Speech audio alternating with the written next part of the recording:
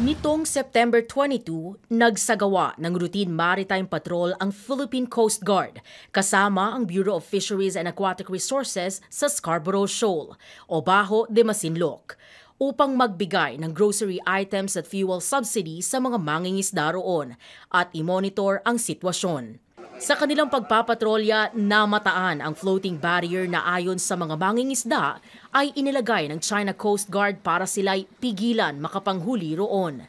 We captured in camera that the Chinese Coast Guard deployed their three rigid hull inflatable boat together with the service boat of one of the Chinese maritime militia vessel in the area, installing a floating barrier in the southeast part of Bajo de Masinloc. Hindi raw ito ang unang beses na naglagay ang China Coast Guard ng floating barrier sa naturang traditional fishing ground ng Pilipinas.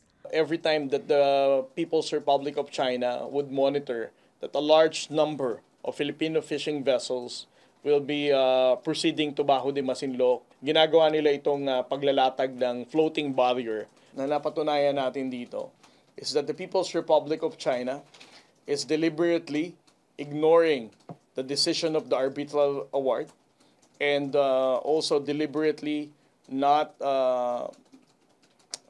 adhering to the international law.